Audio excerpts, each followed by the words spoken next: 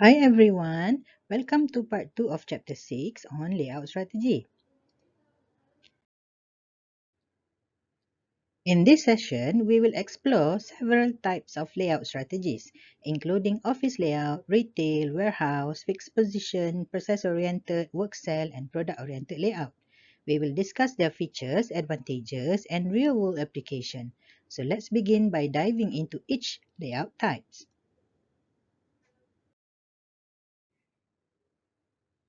Here's a broad overview of layout types. Office layout focuses on information flow.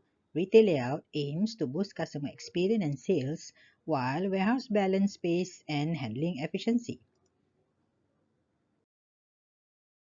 For large product like ships or building, fixed position layout are used. For customized, varied production, we use process-oriented layout. Work cell, streamline group production, and product-oriented layout focus on repetitive manufacturing. Okay, next we move on to office layout first. Office layouts position workers and their equipment to ensure efficient movement of information. A good office layout increases comfort, safety, and communication. As technology evolves, so do office layout, supporting hybrid and remote work settings. Think of modern office like AirAsia, RedQ, HQ. Its office is open, flexible, and tech-driven. This figure illustrates how workspaces and people relate in an office layout. It considers factors like proximity, privacy, and permission. A well-designed layout minimizes unnecessary movement and promote collaboration, especially in knowledge-based industries. Office layout are influenced by three social aspects: proximity, how close workers are to each other; privacy number two, how easily someone can focus; and permission number three, how freely they can interact. These are critical for balancing productivity and collaboration in a dynamic office setting. There are two key trends shaping office layout: digital technology and the dynamic needs for space. Tools like laptops and cloud systems allow employees to work anywhere. So, layout now prioritize flexible spaces, hot desking, and collaborative zone over fixed cubicle. Here's an example of modern office layout. The RedQ office by AirAsia. It embraces open space, minimal partitions, and vibrant areas for team interaction. This design supports both creativity and operational efficiency. As for retail layout, it aims to maximize profitability per square foot. By analyzing customer behavior and strategically placing product, retailers guide shoppers' movement and increase exposure to high-margin items. For instance, placing essential items like milk at the back makes customer pass other products. Okay, slotting refers to the practice where manufacturers pay retailers to place their product in premium shelf position. So this strategy helps launch new product by raises ethical question. Smaller brand may struggle to compete due to high slotting fees. Okay, now let's take a look at supermarket layout tips. Here are 5 tips for effective supermarket layout. First, you have to locate popular items on the perimeter, use prime spot for impulse good, spread essential item across aisles, utilize end caps, and position lid off departments strategically to reflect the store's brand identity. Okay, this diagram shows how strategic placement within a store affect customer flow. Did you notice how hydro items and promotional section are located to increase product exposure and overall sales? Okay, servicescapes refer to the physical environment in which a service is delivered. Key elements include ambient condition like lighting and scent, spatial layout which affect customer movement, and symbols that convey branding, all contributing to customer experience. For example, a spa uses soft music and warm lighting to relax customer. Warehouse layout however, aim to find the right balance between storage space and handling efficiency.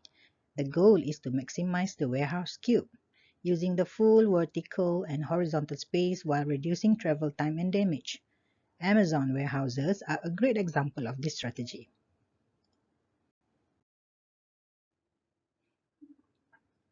Warehousing involves many costs, from transportation and material handling to labor and equipment. By minimizing unnecessary handling and improving layout design, companies can significantly reduce operational expenses.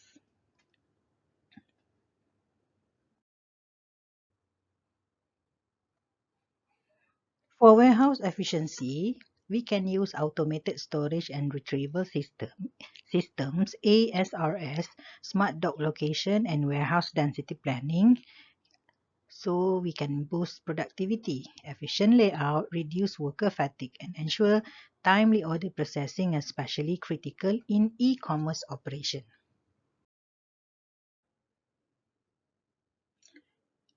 Cross-docking activity skips traditional storage. Goods are moved directly from receiving to shipping. So this requires perfect timing and real-time data. So we can use RFID tags and barcodes to help track items instantly. So companies like Walmart use this system to minimize inventory and speed up delivery. Okay, for random stocking, it allows warehouses to place items wherever space is available. With automated identification system and real-time tracking, efficiency increases. So it's like having a smart GPS system guiding workers to the item's location.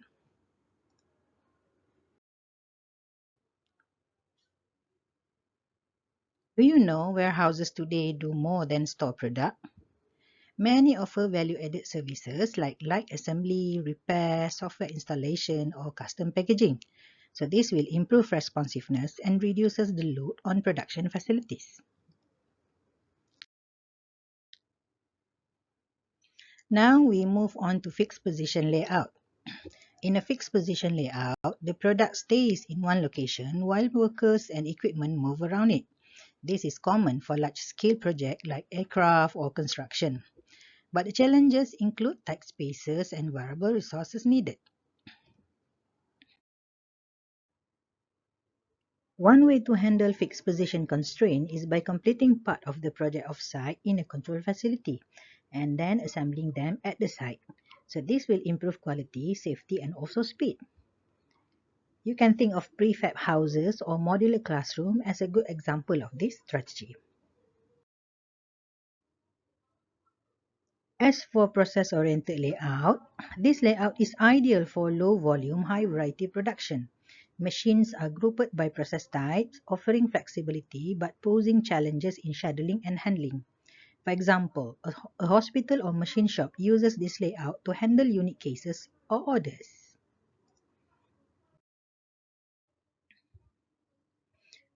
Here, we can see a visual representation of a process-oriented layout. Each department handles a specific function and material or people move between them based on the production needs.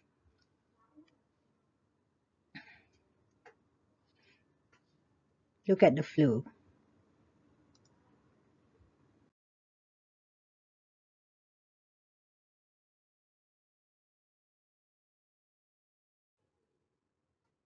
The two major cost elements in a process layout are the number of loads moved and the distance they travel.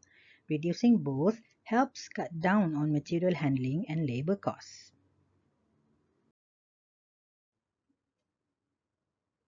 This is an example that shows departments like painting, assembly, and also shipping. The goal is to sequence and arrange them to minimize movement, making the process flow smoother and cheaper.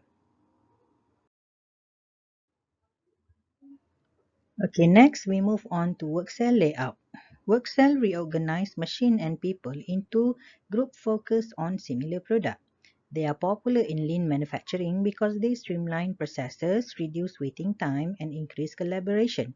For instance, Toyota used work cell in its just-in-time production system. This layout diagram shows how work cell reduce movement and inventory. Grouping related tasks help eliminate unnecessary steps and improve worker focus on product flow.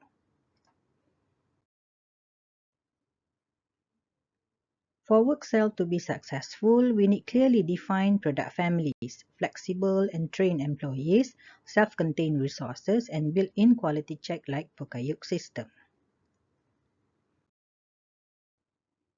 Work cell reduce space, inventory, labor, and machinery costs. They also promote teamwork and allow faster adaptation to product changes. So this makes them ideal for dynamic industries.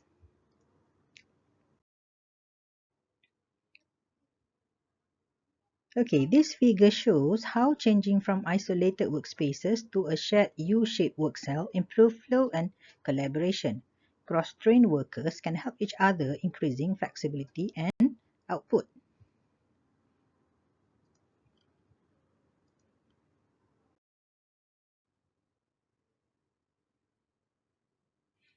A U-shaped layout minimizes employees' movement and enhances communication. It helps reduce staffing without sacrificing efficiency. It's commonly used in electronic or PC assembly line.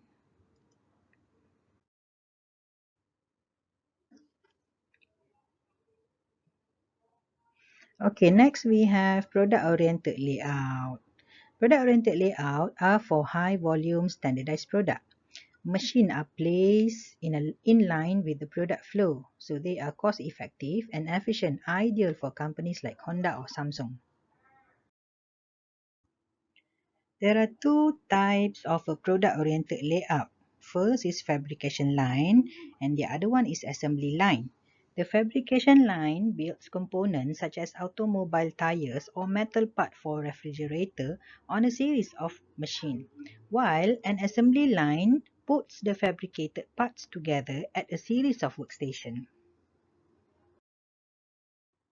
However, both are repetitive processes, and in both cases, the line must be balanced.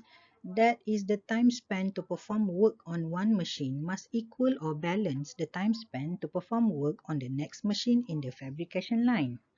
Just as the time spent on one workstation by one assembly line employee must balance the time spent at the next workstation by the next employee. In summary, we explored several layout strategies, namely office layout, retail layout, warehouse, fixed position, process, work cell layout, and product oriented. Each layout suits different operational needs and has real-world application.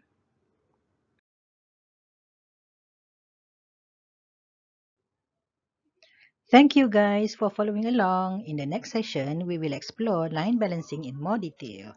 Bye!